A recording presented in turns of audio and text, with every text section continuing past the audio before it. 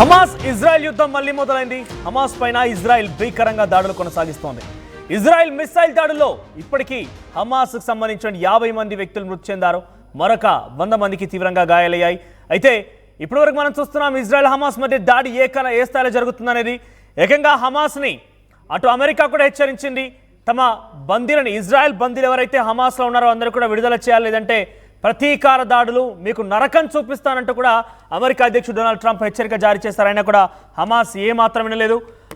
కాల్పుల విరమణ ఒప్పందానికి ఒకవైపు నడుస్తుండగానే ఒకవైపు ఈ రకంగా ఇజ్రాయెల్ దాడి చేయడం ససేమిరా మేము ఒప్పుకోమంటూ తమ దగ్గర ఉన్నటువంటి బందీలని పంపించడంలో హమాస్ కొంత వెనుదిరిగింది. హమాస్ ఎట్టి పరిస్థితుల్లో ఒప్పుకోలేదు. ఈ నేపథ్యంలో ఒక్కసారిగా ఈ యొక్క దాడులు మళ్ళీ కొనసాగుతూ ఉన్నాయి. బందీలని తిరిగి పంపించలేదు హమాస్. మరోవైపుగా ఇజ్రాయెల్ దానికి ప్రతీకారంగా మళ్ళొకసారి దాడులకు తెగబడుతోంది. కాల్పుల విరమణ ఒప్పందం తర్వాత అతిపెద్ద దాడిగా మనం భావించాలి. బందీలందరినీ విడుదల చేయకపోవడంతోనే అటాక్ జరుగుతుందని చాలా క్లియర్గా అర్థమవుతోంది. బాంబులతో విరుచుకుపడుతోంది ఇజ్రాయెల్. సీజ్ ఫైర్ ఒప్పందాన్ని హమాస్ అంగీకరించదని కారణంగానే ఈ దాడులు కొనసాగిస్తున్నట్టు తెలుస్తోంది. మీరు చూడొచ్చు టీవీ స్క్రీన్ పైన ఆ వివిధ బాక్సులో మీకు కనబడుతున్న దృశ్యాలవన్నీ కూడా హమాస్లో జరుగుతున్నటువంటి భీకర దాడు తాలూకా దృశ్యాలే. ఇజ్రాయెల్ క్షిపణులతో డ్రోన్లతో హమాస్ పైన మరొకసారి రెచ్చిపోతోంది. పెద్ద ఎత్తున తెగింపు చర్య అని చెప్పొచ్చు. ఇప్పటివరకు 50 మంది మృతి చెందారు. మరొక 100 మందికి చాలా తీవ్రంగా గాయాలయ్యాయి. ఇంకక్కడ దాడులు కొనసాగుతున్నాయి. హమాస్ ఇక్కడ సీజ్ ఫైర్ అంటే ఒప్పందానికి సంబంధించినటువంటి దాంట్లో అంగీకరించకపోవడమే కారణంగా కనబడుతోంది. అమెరికా కూడా ఒకసారి హమాస్ని హెచ్చరించింది. ఎవరైతే ఇజ్రాయెల్కి సంబంధించినటువంటి పౌరులు లేదంటే సైనికులు హమాస్లో బందీగా ఉంచారో వారిని వెంటనే విడుదల చేయండి. ఆ తర్వాత సీజ్ ఫైర్ అంటే ఈ కాల్పుల విరమణ ఒప్పందానికి అంగీకరించండి, దానికి ప్రకారంగా ముందుకు వెళ్దాం, లేదనంటే మేము నరకం చూపిస్తామంటూ కూడా ట్రంప్ మాట్లాడుకొచ్చాడు. అనుకున్నట్టుగానే ఇజ్రాయెల్ అటు సీజ్ ఫైర్ ఒప్పందానికి హమాస్ ఒప్పుకోలేదు. పైపెచ్చు ఒకవైపు ఒప్పందం అని చెప్తూనే మరోవైపు ఇజ్రాయెల్ కూడా దాడి చేసింది. ఇక్కడ ఇజ్రాయెల్ కూడా కొంత అత్యుత్సాహం ప్రదర్శించిందని చెప్పొచ్చు. ఒకవైపు హమాస్తో ఈ యొక్క ఒప్పందానికి సంబంధించి మేము రెడీగా ఉన్నామని చెప్తూనే మరోవైపు మీ దగ్గర బందీలను పంపించండి అని చెప్తూ ఈ 2 మాటలు చెప్తూనే ఒకవైపు దాడులు చేసింది. అంటే మీరు బందీలను పంపించమంటున్నారు, దాడులు చేస్తున్నారు, సీజ్ ఫైర్ ఒప్పందం అంటున్నారు, ఇవన్నీ చెప్పేది మీరే, మళ్ళీ దాడులు చేసేది మీరే అన్న చందంగా హమాస్ కూడా కొంత ఆలోచించి అటు ఇజ్రాయెల్ బందీలను పంపించడంలో వెనుదిరిగింది. ఇజ్రాయెల్ బందీలను పంపించలేదు. అమెరికా అధ్యక్షుడు వార్నింగ్ని కూడా కొట్టిపారేసింది. మీరు ఒప్పందాన్ని కరెక్ట్గా అమలు చేయండి, లేని ఎడల మేము ఈ రకంగా రెస్పాండ్ అవ్వాల్సి వస్తుందంటూ కూడా సమాధానం ఇచ్చింది. ఈ నేపథ్యంలో అటు ఒప్పందము కాలేదు, దానికి సంబంధించి బందీలను పంపించలేదు. ఈ నేపథ్యంలోనే ఒక్కసారిగా మరోసారి ఇజ్రాయెల్ తెగబడింది.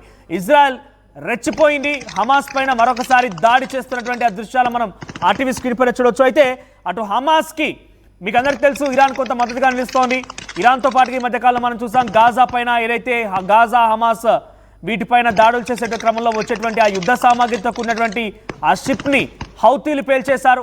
అయితే దానికి ప్రతీకారగా ఇంకా కూడా హౌతీలు అమెరికా పైన దాడి చేస్తున్నారు.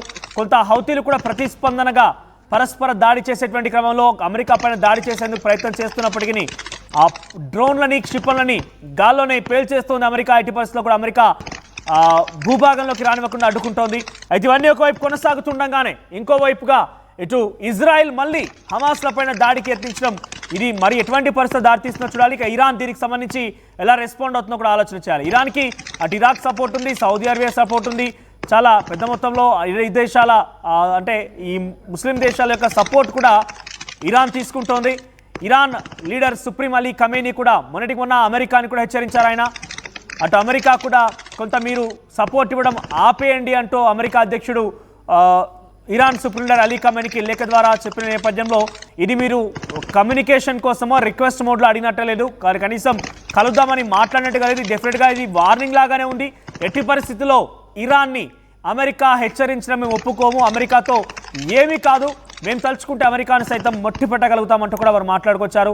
సుప్రీం లీడర్ అలీ ఖమేనీ ఎట్టి పరిస్థితుల్లో కూడా ట్రంప్ని ఏకీభవించలేదు. ఈ నేపథ్యంలో మరి ఒకవైపు ఇజ్రాయెల్కి అమెరికా సపోర్ట్ ఉంది, అటు హమాస్ గాజాలకి ఇరాన్ సపోర్ట్ ఉంది. ఒకవైపు ఇండైరెక్ట్గా అమెరికా ఇరాన్ మధ్య కూడా కోల్డ్ వార్ కొనసాగుతున్న నేపథ్యంలో ఇప్పుడు ఇజ్రాయెల్ హమాస్పై చేసేటువంటి దాడికి అటు ఇరాన్ హమాస్కి సపోర్ట్గా వస్తుందా, ఇంకా ఎలా ఉండబోతుంది? ఇండైరెక్ట్గా ఇక్కడ అమెరికా కానివ్వండి, ఇరాన్ కానివ్వండి, వారు ప్రత్యక్షంగా యుద్ధ క్షేత్రంలోకి దిగకుండా ఈ మిడిల్ మ్యాన్స్ ఎవరైతే పోరాడుతూ ఉన్నారో, యుద్ధం చేస్తూ ఉన్నారో, ఇటు ఇజ్రాయెల్ కానివ్వండి, హమాస్ గాజాలు కానివ్వండి, వాటిపైన ఈ యొక్క చర్యలకు పాల్పడుతూ మధ్యంతరంగా వారిని వినియోగించి తమ కక్ష సాధింపులో భాగంగా ప్రయత్నం చేస్తున్న ఒక చర్చ అయితే ప్రారంభమైంది. ఏదేమైనా కూడా ప్రపంచ దేశాల్లో యుద్ధ మేఘాలు కమ్ముకున్నాయి. ఎటు చూసినా కూడా యుద్ధాలే కొనసాగుతున్నాయి. ఒకవైపు హౌతీలపైన అమెరికా దాడి చేయడం, రష్యా ఉక్రెయిన్ వార్కి సంబంధించి ఇంకా కూడా కొనసాగడం, ఒకవైపు ఇజ్రాయెల్ హమాస్ యుద్ధం కొనసాగడం, అమెరికా డైరెక్ట్గా ఇరాన్కి వార్నింగ్ ఇవ్వడం, ఇరాన్ కూడా దాన్ని తిప్పికొట్టడం, ఇవాళ వరుసగా మనం ఈ యుద్ధాలకు సంబంధించి వార్తలు విన్నప్పుడల్లా రేపటి రోజున ప్రపంచం ఏమైపోతుందని ఒక ఆందోళన కూడా వ్యక్తమవుతోంది. మూడో ప్రపంచ యుద్ధం అతి తొందరలోనైనట్టుగా కొన్ని సంకేతాలు అయితే కనబడుతున్నాయి. చూద్దాం మరి ఇప్పుడు హమాస్ పైన జరిగేటువంటి ఈ దాడిని ఇరాన్ ఎలా తిప్పికొడుతుందో చూడాలి.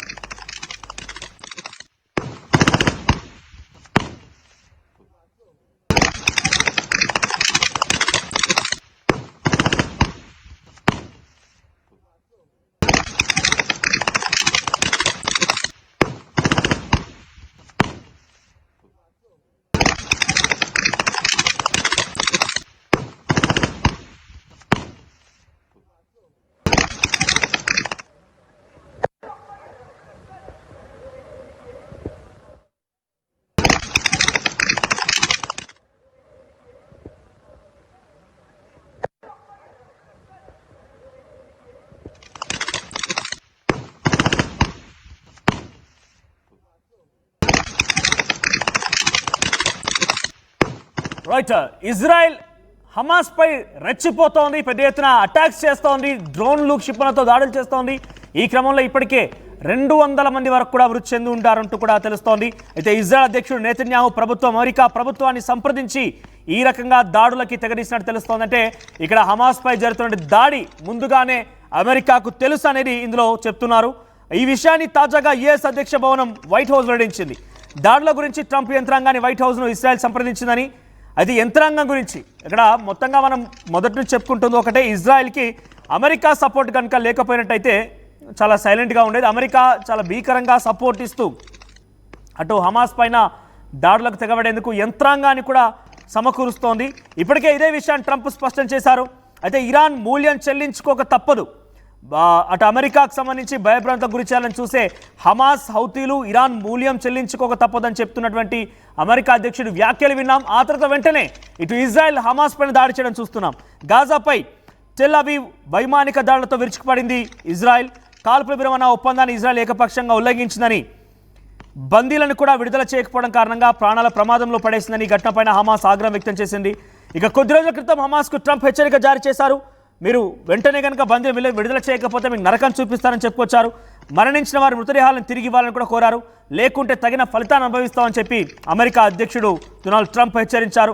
అందుకు ఇజ్రాయెల్కు కావాల్సిన ప్రతిదాన్ని పంపుతాను, నేను చెప్పినట్టు చేయకపోతే హమాస్కు చెందిన ఒక్క వ్యక్తి కూడా సురక్షితంగా ఉండంటూ కూడా ఆయన చెప్పుకొచ్చాడు. నరకం అనుభవిస్తారని చెప్పారు. అందుకు తగ్గట్టుగానే ఇప్పుడు నిజంగా ఆ స్థాయిలో దాడులు కొనసాగుతున్నాయి. అయితే కాల్పుల విరమణ ఒప్పందం నుంచి ట్రంప్ నెతన్యాహు వెనక్కి తగ్గేందుకు ప్రయత్నిస్తారని ఆరోపించింది. రెండవ దశ పైన చర్చలు జరపాలని డిమాండ్ చేసింది. తాము విడుదల చేస్తున్న బందీలకి బదులుగా ఎక్కువ సంఖ్యలో పాలస్తీనా ఖైదీలు కూడా విడుదల చేయాలని హమాస్ డిమాండ్ చేసింది. ఈ డిమాండ్స్ వేటి ఒక్కదాన్ని కూడా కనీసం ఇజ్రాయెల్ అమెరికా పరిగణలోకి తీసుకోలేదు. ఒకవైపు మేము బందీలను విడుదల చేయడానికి సిద్ధంగా ఉన్నాం, కానీ దానికి ప్రతిఫలంగా మీరు పాలస్తీనాకి సంబంధించి పౌరులు మీ దగ్గర బందీలుగా ఉన్నారు కాబట్టి వారిని విడుదల చేయాలని కూడా హమాస్ అడిగింది. కానీ దానికి అమెరికా ఇజ్రాయెల్ ఒప్పుకోలేదు. దీనికి పైపెచ్చు ఈ కాల్పుల విరమణ ఒప్పందానికి సంబంధించి కూడా కేవలం నామమాత్రంగా చెప్పుకొచ్చారు, కానీ అది ఇష్టపూర్వకంగా చెప్పినట్టుగా ఏమి కనిపించడం లేదు. సో ఈ నేపథ్యంలో వాటిని విరమించని వాటికి ఒప్పందానికి విరమణకు సంబంధించినటువంటి ఒప్పందాన్ని అప్పుడు క్యాన్సిల్ చేస్తూ మరొకసారి కూడా దీని రెండవ దశ చర్చలు జరిపించాల్సిందిగా హమాస్ డిమాండ్ చేసిన దాన్ని కూడా ముందు తీసుకురాలేదు. ఇక మా బందీలను విడుదల చేయడానికి హమాస్ పదే నిరాకరిస్తున్న క్రమంలోనే ఈ దాడులకు తెగబడుతున్నామంటూ ఇజ్రాయెల్ చెప్పుకొచ్చింది.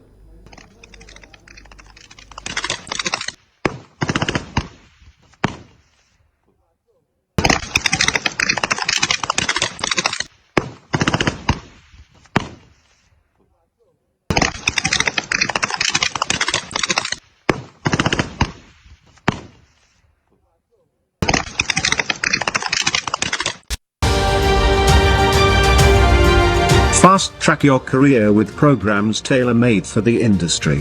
KLH Global Business School.